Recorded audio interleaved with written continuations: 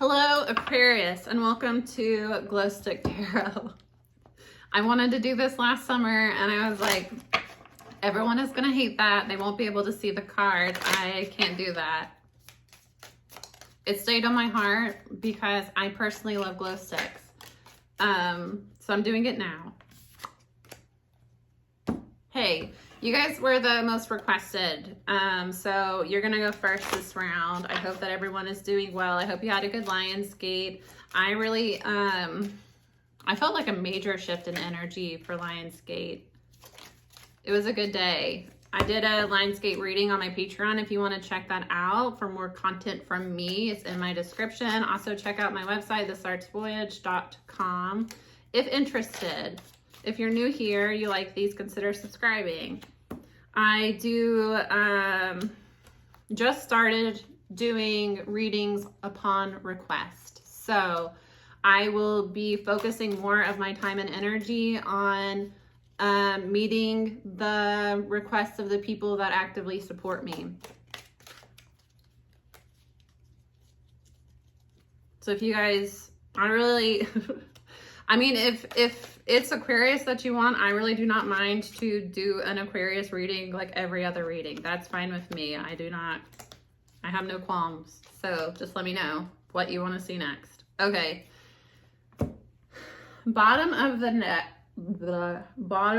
deck is Lobster, Financial Pinch. Rat under that, someone working against you behind your back. This has been like a common energy in the collective. A change is coming for the better, however. You have a change coming for the better. Somebody around you is looking to spoil things for you, and this is manifesting with financial difficulties. For a lot of you, this person is, it's coming out dark man. So dealings or relationship with a man with a dark complexion or dark hair. A path with money is waiting for you to find it. Advice from a friend, obstacle to overcome. So again, somebody is creating obstacles for you here when it comes to your finances. And there's an energy of you're trying to find the right, I want to say formula for financial abundance.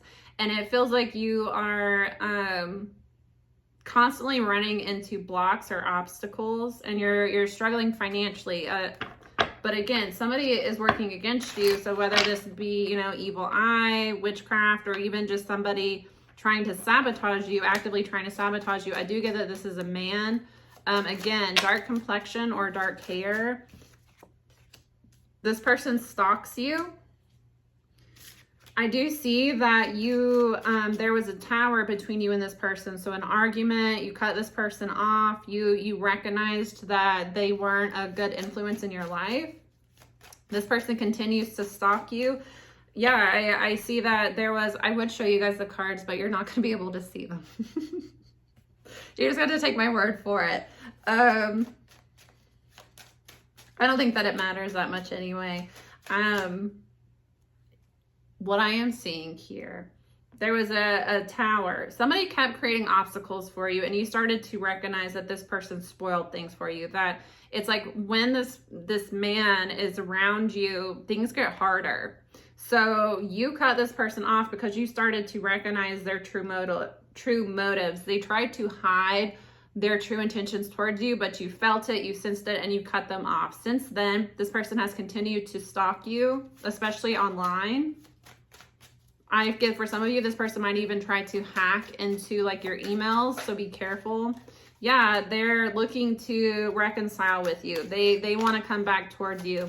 This person, I don't get that, this is somebody that you really want to have a connection with. You're trying to let this person go. Yeah, you've been dealing with some shadow work here and starting to recognize that you need to know your own worth and stop allowing people to compromise what you're willing to accept in relationships. And I get that this is coming off of a talk with a friend. So for some of you, it might have had to do with this man, or you just had a conversation with a friend where they kind of helped you recognize that there are some things that you need to work on when it comes to what you're allowing and accepting into your life.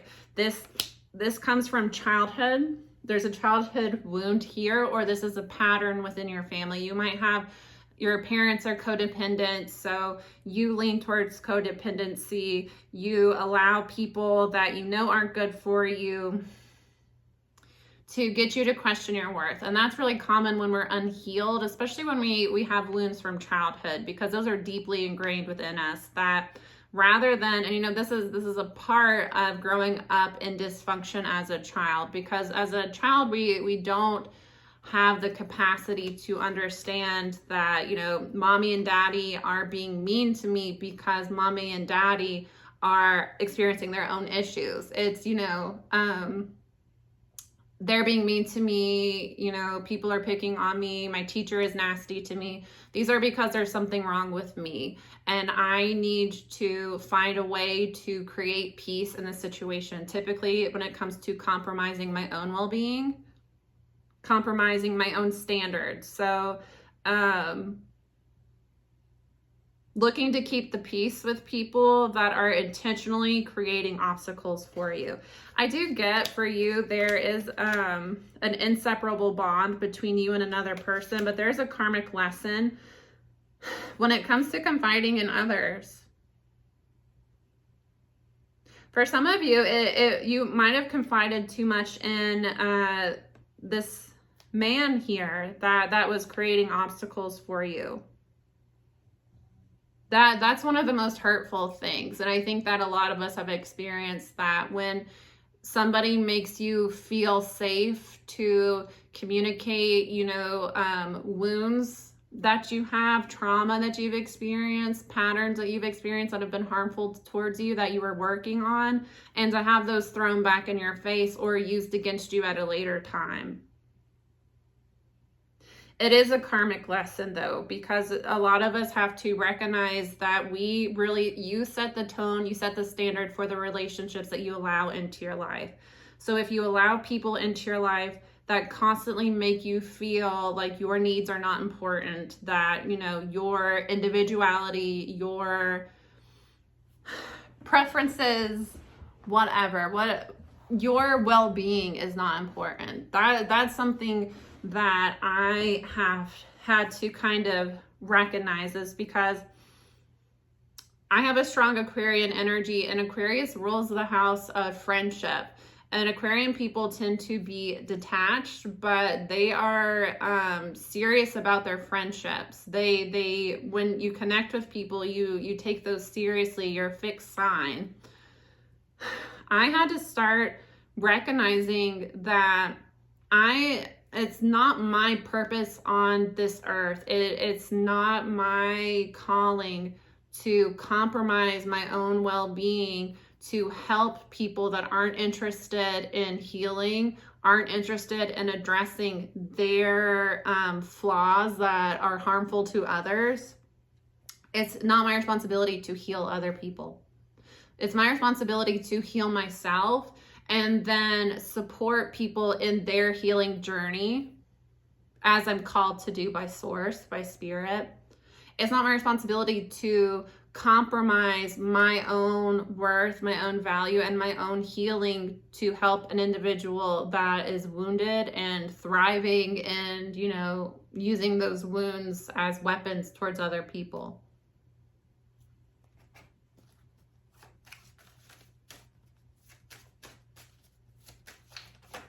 I had to start recognizing that if somebody doesn't care about my own well-being, they don't need to be in my life, and I don't need to make their well-being a priority, honestly. I ran into way too many relationship situations where I didn't matter, you know, me as an individual and what I had been through. It didn't matter. It was the whole focus of the relationship, the connection, the friendship, whatever, was on this person using their trauma, their wounds as an excuse to be abusive towards me. And I just have to accept it. And it doesn't matter that I've experienced just as much, you know, if not more so abuse than them. Not that we're comparing, you know, traumas, but I think that, That doesn't mean that your traumas are like more important than mine in my life, you know? Somebody spread really vicious gossip about you. They're manipulative. They backstabbed you here. They use the silent treatment as a weapon against you. There was a lot of secrets in this connection. They hid a lot from you. You didn't know just how bad. One, you didn't understand that they were smearing you behind your back. They were using, I'm getting for a lot of you, you shared a lot of secrets with this person. You really were vulnerable and opened up with this person about, you know, traumas that you had experienced.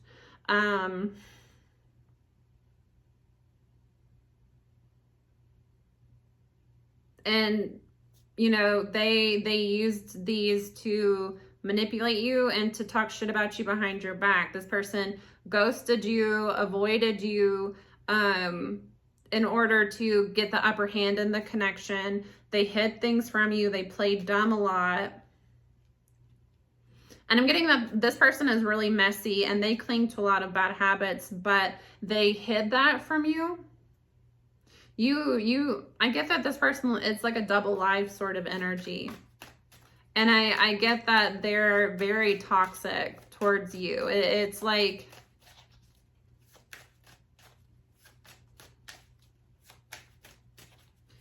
I mean, not only is this person manipulating you, using the silent treatment to manipulate you, hiding stuff from you, they're also like, I just think that that's one of the lowest things that you can do is use another person's trauma, especially like another person's, what they've told you in confidence, throw it in their face, or use it to talk shit about them to other people. Like that shows, that is really a bad character flaw. That really reflects poorly upon them. And I think that in a lot of these situations, we can kind of feel dumb for sharing that information. I shouldn't have told people that. I really got to a point, and I'm still kind of like this. The first person that I really like got close with after my abusive relationship, I told him very upfront about, I didn't go into detail, but I was very forthcoming with the fact that I had, you know, been abused in a previous relationship. And in my mind, I thought if someone that I was dealing with had been abused, I would want to know so that I can, you know, it's the, you know, tell me your traumas, tell me your fears, tell me, you know, your secrets so that I can learn how to love and support you better. This was somebody that used those to throw them in my face every chance I held him accountable for his actions. This is a sort of energy that you thought that this person, for some of you, it's a friend. For some of you, this is somebody that, or it could even be somebody that was within your family, like a cousin that you thought was a good friend of yours, and you're going to find out that this person has been talking shit about you behind your back. And it's, again, it's like whenever you stand up to this person, it's like, yeah, when they might accuse you of, sorry, I keep forgetting that I'm doing glow stick tarot. They like accuse you of being dramatic. They accuse you of starting problems, and then they ghost you. Yeah. Part of your path here to more money is cutting this person off for good because they're holding you back. For some of you, you just have to cut this person off. It's,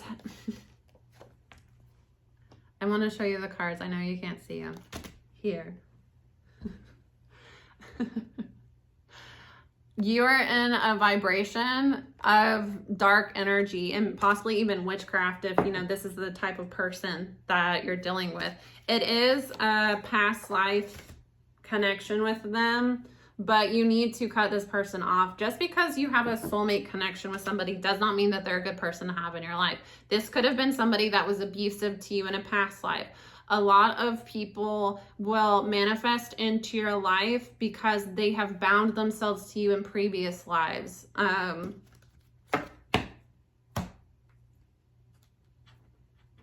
So you feel that familiar energy with them. You feel like you've known this person before, and a lot of us can mistake that for, this is the person I'm supposed to be with. You know, this is a person that I'm supposed to be friends with because we have so much in common and I feel so comfortable with them. That doesn't mean that this person is a good person to have in your life. Just because you feel comfortable with them, just because, you know, you feel like the relationship is close, doesn't mean that this person that you're dealing with has worked on themselves enough to be able to be a good friend, to be able to be a good partner to you. Somebody here is a very spiteful energy. They have a lot of their own trauma that they're not dealing with, and you know, they blame others. So they manipulate you, and when you call them out on it, they are accusing you of being dramatic. They're accusing you of causing problems, and then, you know, they're ghosting you until they feel like they have punished you enough, and then they're coming back around. This person gets you into a, I wonder if it would be beneficial if I just put this here. This person, yeah, that's better. They put you into, I hope that you guys don't hate this. I just really like glow sticks. I think that they're fun. You don't need to see the cards anyway. Cutting this person off. See, a path with money is waiting for you. It will come when you cut this person off. It's part of their karma to experience the loss of the relationship with you. Sometimes you really have to get out of somebody's, you don't take it upon yourself to block another person's karma. Sometimes the best thing for somebody else is for them to hit rock bottom and not have a codependent person waiting to, you know, take on the blame for their own behaviors. Your vibration is rising and you are growing a lot. This person doesn't like that, and they're trying to actively cause problems in your life, whether you know that or not. For a lot of you, what you need to do is just cut this person off and then get back out there and start to form better connections. And this time be more conscious of the fact that relationships really are a reflection of our inner state. And that doesn't mean that you get to a point where you're just never going to attract toxic people ever again. But you get to a point that you recognize when somebody is toxic, you recognize when somebody is unwilling to work on themselves, not actively working on themselves, and they are looking to blame others for it. And that's when it's time to let that person go. And you do that in a way, you can lovingly let a person go, love somebody from a distance, and in a way that I recognize that that's not my problem and that's not my fault. I don't think that just because somebody is struggling, somebody might struggle with their mental health, somebody might have childhood wounds that they need to deal with, somebody might have, you know, addictions that they need to deal with, but me staying in your life when you are not doing anything to work on yourselves, you're not doing anything to improve, and you're not willing to accept responsibility for how your own behaviors are manifesting lack or, you know, uncomfortable energy into your life, and you're looking to blame me for it. Me accepting that blame from you does absolutely nothing for your growth and hinders my own growth and can actually re-traumatize me, you know? That does nobody any good. Sometimes the best thing to do is when somebody is toxic and they have shown you time and time again that they are not willing to heal, is to allow that person to lose you. Again, rock bottom saves people. It really does. Rock bottom. A lot of people have to hit rock bottom before they are willing to make changes in their life. They have to get to a point that they're not willing to live that way anymore. I know that's what really saved me. That's what turned me around. That's what helped me get out of an abusive relationship and fight to get free from that relationship. I got to a point that I cannot live like this anymore. And if I do not leave this relationship, I'm not going to see, 30. I really have to get out of this and I have to fight for it. And part of that was wanting to fight for myself. But a large part of that is looking at my dog and thinking, I'm not leaving you in this situation. I am not going to abandon you in this situation. I will fight for you and I will get us out of here. And I made a promise to her. I did. I made a promise to her. I was just, give me a year, give me 2 years, and I will put you where you will enjoy your life. And that's where she is now. This is, you know, this is her happiest place. This is her favorite place to be. And I think back to that time, and I'm so grateful that I finally got to a point that I really got to a point, and I'm being repetitive. I got to a point that I can't do this anymore. I really can't do this anymore. I can't live like this.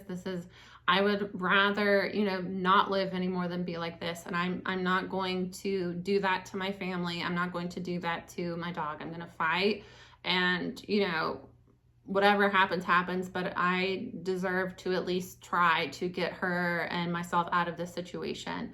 So, you know, if I would have had people in my life that were, I did for a long time, had people in my life that were, well, honestly, that's not relevant to my situation. Because I was going to say, if I had people in my life, you know, supporting that sort of lifestyle, but I did, honestly. Most people were shocked when I left that relationship. I lost 90% of my friends, and I had several people try to talk me into getting back into that relationship. So honestly, my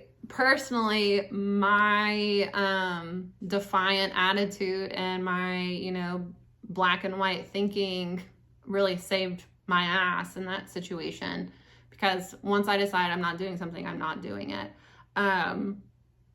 That helped me. But, you know, flip the situation around. If somebody is an addict, saving their ass every single time, what motivation do they have to improve their life?